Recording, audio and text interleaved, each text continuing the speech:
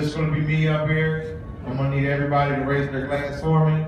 We're gonna toast, because this year, the song Big Papa turns 21, and we can all drink to that. Anyway. So I'm sure everybody heard that Bobby Brown and New Edition are getting back together. They're gonna cover that Chumbawamba song, Tub Thumping. You know what I'm talking about, right?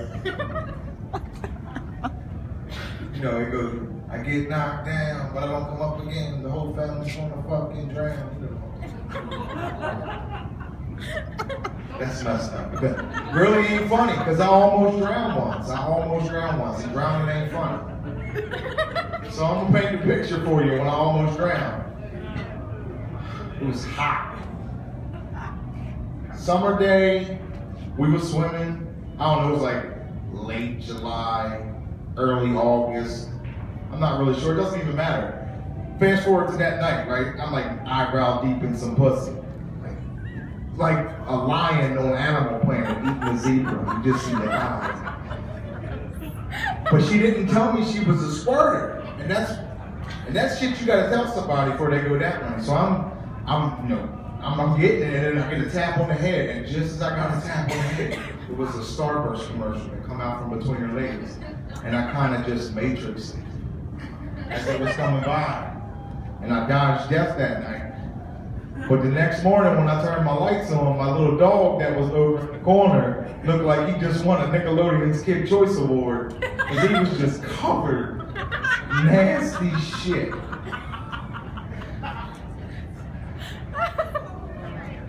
And that's the excitement of when you're single. You can go through shit like that and tell people about it, and they can bust through something like but being single ain't always fun. I did some online dating when I was single, and online dating can be tricky. You know, we all know the tricks to the girls who just take the photos from shoulder up. You know, that means they're fat as fuck. And there ain't nothing wrong with that, because we all need a good blowjob once in a while. But the tricky ones you gotta watch out for is the girl with the guitar and shit, and your friends are there with you, and you're like, she's so cute, you know, click on her. And you're like, that shit ain't cute. Because the last thing I want to do is sit in a fucking coffee shop on a Tuesday night and listen to her sing shitty music. You know, and then that girl taking a selfie on top of the mountain, she's hot. What's hot is climbing a fucking mountain on a Saturday morning. I ain't doing that shit either. I need a picture of a girl sitting on a couch watching TV. That's the kind of shit I'm trying to do. It's crazy, man. The good part was I got my first black girl on the internet. Dating site, I didn't pay for it, didn't buy her. And I was really nervous to be with a black girl for the first time. She had only been with white people before. So I was nervous as shit, because you know the stereotype about black guys. They don't take care of their children. But you know what I'm talking about. They're fucking huge, right? Right, Lauren? And if I was to pull my dick out right now, it would look like somebody slapped an army helmet on a midget and made him carry 2 big ass suitcases around or some shit. But he's a fighter. It's all good. But I got nervous because I didn't know how she wanted I didn't know how she wanted me to fuck her. I didn't know, motherfucker. I didn't know if she wanted the John Mayer type white guy or she wanted the Eminem type white guy. So, if I'm supposed to fuck her like John Mayer, what am I supposed to do? We're about to just go bowling.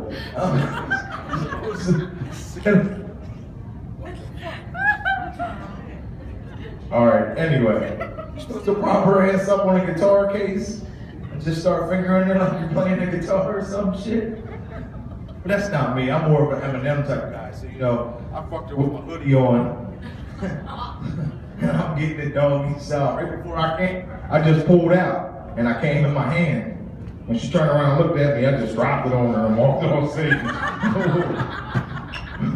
That shit didn't really happen. You ever tried to drop cum on somebody? That shit don't work. And then she got mad because I kept smacking her lower back and shit. I was trying to get her. She was mad as shit. That's nasty. You laugh, that's nasty. You know what I'm talking about. He gets it stuck in his mustache.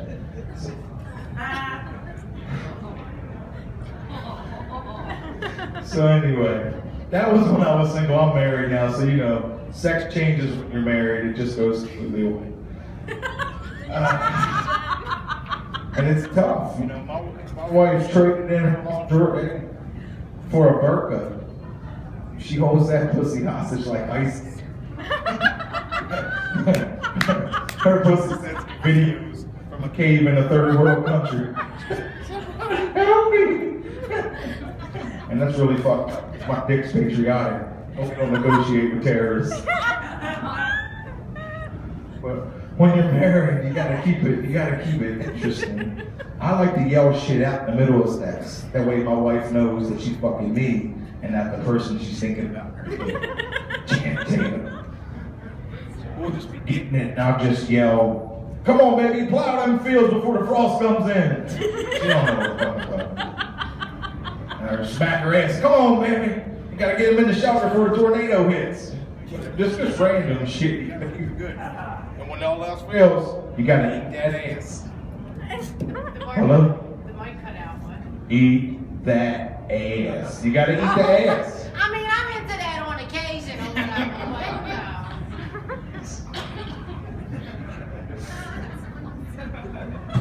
And there's guys I know that'll eat ass, but won't eat sushi because sushi's nasty. Go deep in an asshole, but won't eat raw fish. Okay. And I'm not into getting my ass licked. There's a line I won't cross, and that line is brown. I did almost get gay once. I was getting a prostate exam, and let me tell you, when he tells you to relax, there's no relaxing, because it's an exit only. And this ain't fucking Walmart. You can't walk in whatever fucking door you want when nobody's paying attention.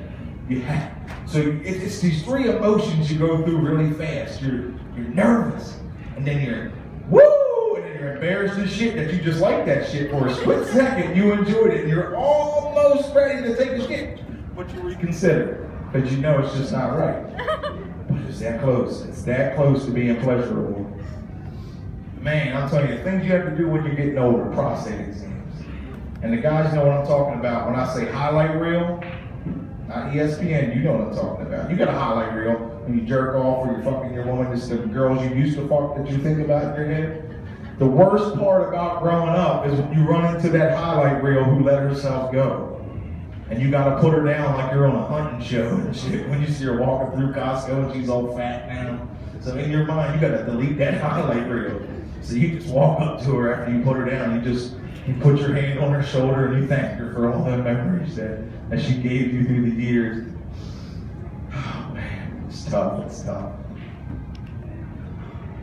I ran into another buddy of mine, speaking about getting older. He just did 7 years in a federal prison. He's been out for about a year. He's going through rough times. He asked me to join him for lunch. I said, "I'll join you for lunch, man. That's no problem. I can help you get through tough times. That's what I do. I'm a caring person."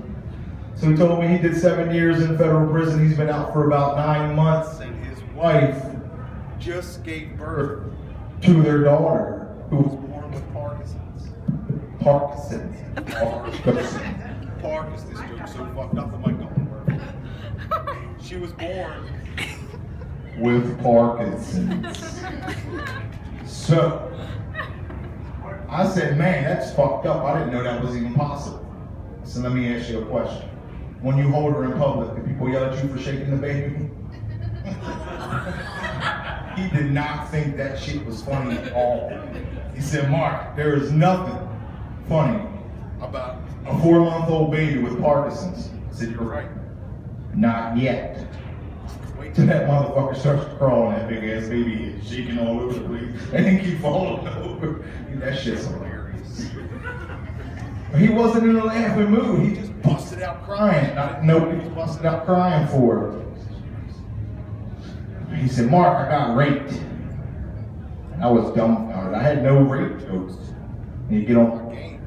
So I didn't say anything for him, tell him to help him cheer up. I said, "Well, tell me about being raped, because again, raping ain't fun. He said he got involved with the Mexican mafia in jail and did them wrong.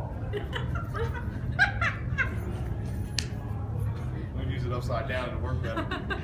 I said, so what happened, man? And let me tell you something about this guy. He's huge. He's like 6'6", 300 pounds. So I'm like, if you're getting raped in jail, it's a good thing I almost like the prostate exam, because I'm definitely getting fucked. So something happened where every night these gangsters would come in, these Mexican mafia gangsters would come in, and they would just watch guard, and this little tiny skinny Mexican guy would come in his cell and rape him every night, while these other guys just stood around and made sure he got away with it. I said, man, that's fucked up. I'm sorry that happened to you. I had nothing to say to him. So later on that night when I got home, I said, man, I got to cheer him up a little bit. So I sent him a text message. And in my text message, I didn't say nothing.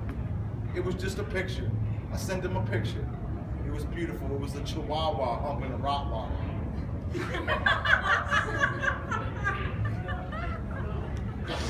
Well, that's all I got. So drag it up.